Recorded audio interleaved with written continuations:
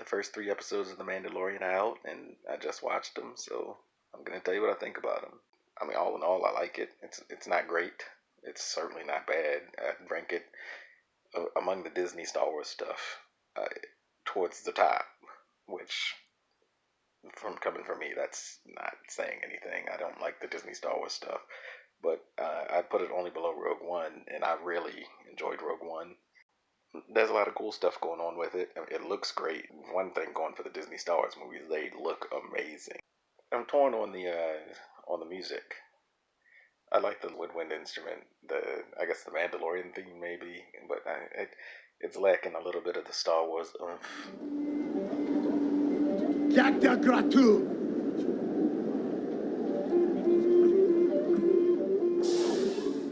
One thing I thought was weird.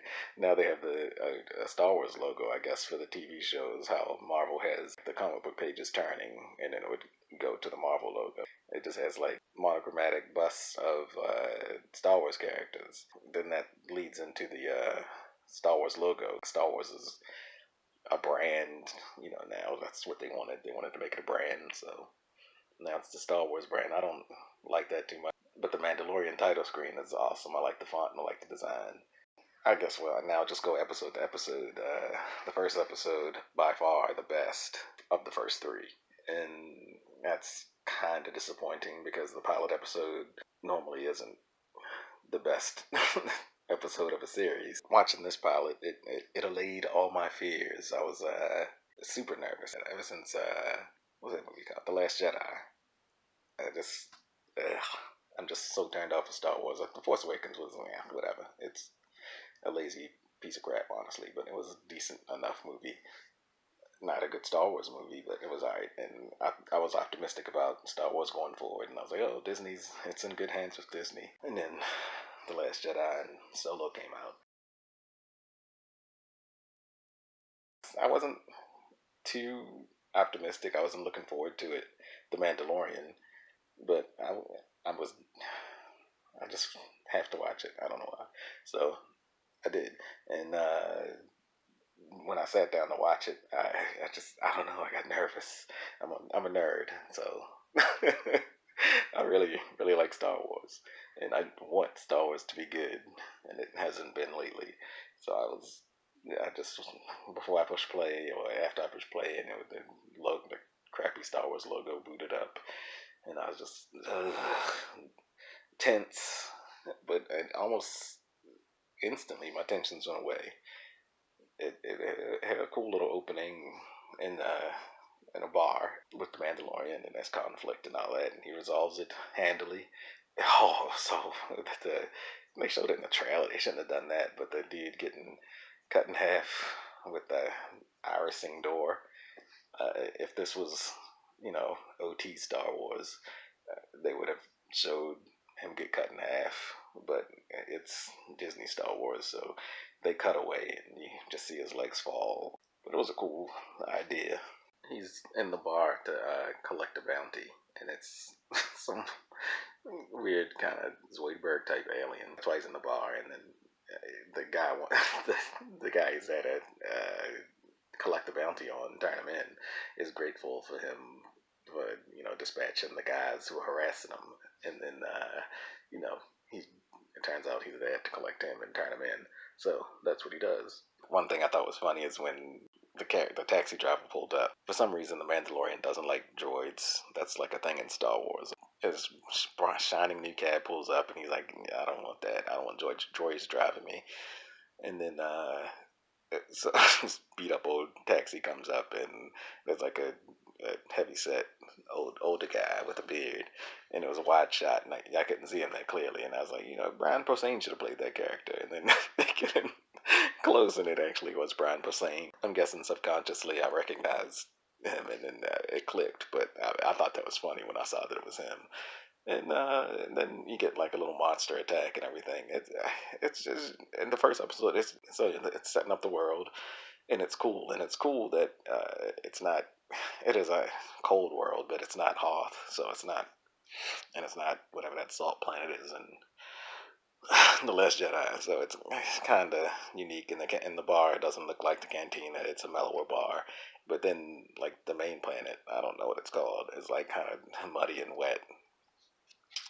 So you would expect it's not a desert planet. It's not Tatooine. That's a good thing. Most of the action's pretty cool too. I like the action throughout. It isn't like the choreography isn't amazing, but I mean, well, I guess the OT isn't known for amazing choreography, but the sequel trilogy certainly was. I mean, sorry, no, it wasn't. The prequel trilogy certainly was. But the fight choreography and the action scenes in here, they're a bit more rugged, a bit less, I don't know, choreographed, a bit less pretty. I don't know if realistic is the word, but maybe more realistic. In this scene, he was fighting a big monster, so that wasn't realistic. But like when he there's shootouts and he has interactions with stormtroopers later on, that's pretty realistic, I guess. Yeah, more in the vein of westerns where they're having shootouts and it's not, you know, lightsabers and fancy sword choreography and all that. And I like the whole western vibe of the show. And it's harkening back to that, like it was Western inspired, Western serials and the Asian cinema, the Japanese cinema, and all that. But this focuses in on that, and like Lone Wolf and Cub was supposed to be a big inspiration.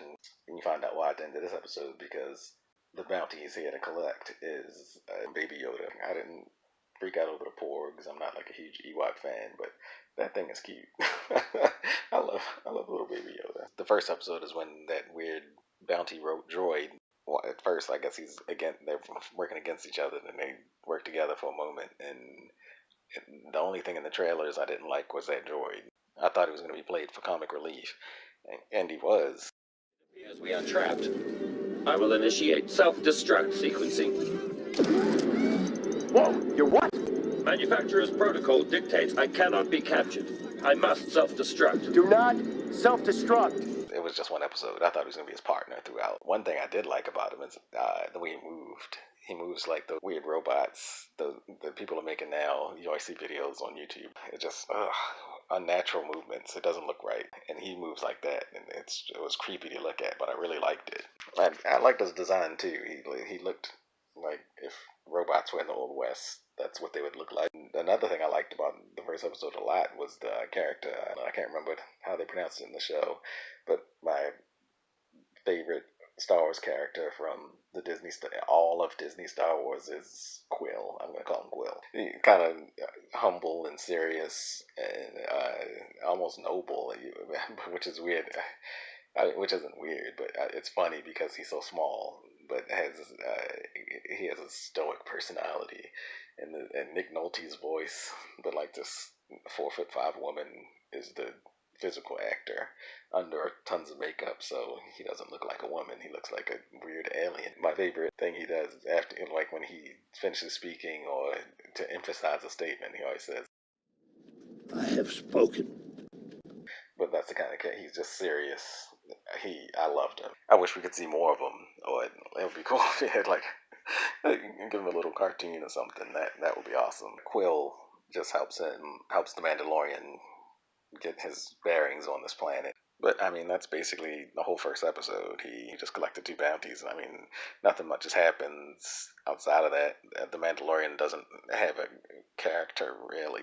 I mean, I would say he's an archetype, but he's more of a stereotype of the man with no name, Clint Eastwood from the Man with No Name trilogy. He's the guy that strolls into town and saves the day, and then rides off into the sunset, off to his next adventure. Normally, the people around this type of character are normally the things that bring these stories to life, the people and the world around them. That model works better for movies, I think. Spin-in shows, stuff like Kung Fu or even like The Incredible Hulk or Avatar The Last Airbender or Samurai Jack. Normally those characters have more of a drive. There's flashbacks in here to him being a kid, and so he's been orphaned. And then that leads to his bond to the Baby Yoda. The second episode starts off kind of boring. The first half, his ship gets scavenged by Jawas. I love Jawas. They're always cool to see and pretty funny. But he chases him down and tries to get his stuff back, but fails. But then we get to see Quill again, my favorite character. And Quill, negotiates with him, uses reason and logic and instead of brute force. And they get all of the Mandalorian's ship parts back after some crazy fight with this rhinoceros-looking thing. That Baby Yoda, it turns out Baby Yoda has the Force. So, I mean, and I'll get to my nitpicks about that later. As little happened in the first episode, even less happened in the second episode. He basically just collects his things that were stolen from the Jawas in exchange for an egg that he steals from that rhinoceros monster that Yoda saved him from with the Force. And then the third episode, the same as with the second. The first, I don't know, 10, 15 minutes, I don't want to say boring, but aren't as interesting as the second half. And the first half of the third episode is the drop off. Then after he leaves, he before he drops him off, you can tell he's questioning like what do they want to do with this baby, even though he's 50 years old, but they just age really slowly. Well, I didn't think that he would drop the child off. I thought that he would leave with the baby initially, but he drops it off, then he goes back. And that's when it starts to get a little interesting in this episode. When he goes to get it back, there's this gigantic shootout, which I had some problems with, but I'm going to hop backwards for a second. And after each bounty, whenever he gets these steel plates, they called it steel. I'm not in the third episode. I think they called it something else in the first. But he gets these plates that his armor is made out of as payment, and then he goes back to the Mandalorian base where this woman in awesome costume, her armor is awesome. She looks like it's like designed after a medieval blacksmith is what it reminded me of. She has like the fur collar, a gold helmet, a gold colored helmet with horns on it, and it's not as smooth like the regular Mandalorian helmet. And she forges all of their armor. And that character design is awesome. The whole idea of the Mandalorian base and all that is okay, and there's some weird conflict between the lead Mandalorian. I don't know. Does he have a name? I don't know. The lead Mandalorian and one of the other Mandalorians before taking the job for the Empire. And even though the Empire is no more, this takes place 5 or 10 years after Return of the Jedi. So the Empire doesn't exist, but there's still stormtroopers. At least they wear the stormtrooper armor. It's all beat up and dusty. And they're the ones who hired him to get Yoda. He has second thoughts about dropping off the baby Yoda because he thinks they're going to kill it. And for some reason, he all of a sudden decides to start caring about what happens to his bounties and goes back and rescues baby Yoda. And a pretty cool sequence. Again, now I'm gonna start getting into things I didn't like, but these are nitpicks because the show's kind of solid. I like it. When he goes back to the lady who forges his armor at the Mandalorian base, she gives him these, I think they're called flying birds. Me, I can't remember what they call them, as weapons. And she said, don't be wasteful with them because they're hard to come by and you don't have that many. So I thought, that would just be like thrown in the pocket for later in the series, but of course they use it in the same episode because people don't have any kind of attention spans anymore, and if you set it up in one episode, it has to be paid off in the same episode. But I didn't like that. The weapon itself was kind of cool. It was just these little rockets or whatever that shot out when he was surrounded by stormtroopers. I thought it would have been cool if he, after watching the episode, because later he's surrounded by way more bounty hunters, if he wouldn't have used it there, if he would have just like blasted his way out with his gun and then used the flying birds to escape the bounty hunters.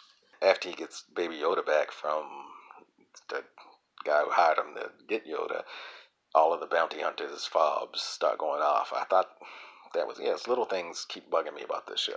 Once the bounty's been turned over, I mean, why would they still have the fobs for Baby Yoda?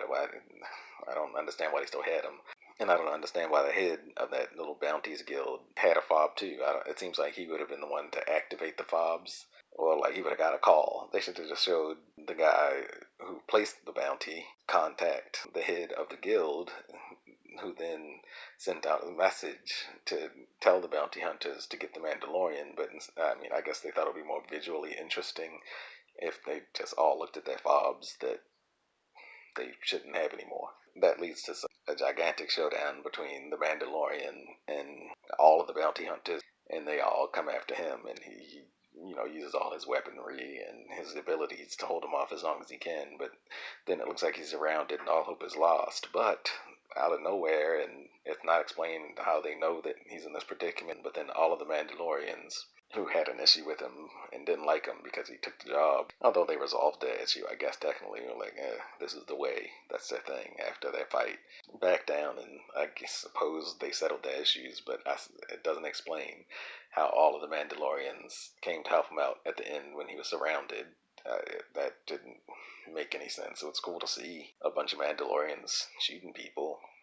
I mean, that's why they did it, but they didn't set it up well. It was kind of funny that after he did escape, one of the Mandalorians flew up next to his ship and like saluted him, and the Mandalorian's like, "I gotta get one of those." I'm assuming he's gonna get one, and if the show works, if the show is as impatient as it has been so far, he'll get one on the next episode. But hopefully that'll be like a season finale or a series finale thing. Let's get back to Yoda. On the second episode, Yoda used the Force. They say he's 50 years old, but he's like a baby. I mean, his species develops super slowly, I guess. I didn't like that either, because I understand developing slowly because they live to be hundreds of years old. I think Yoda's over 800 when he dies, but why would they be 50 and still be babies though?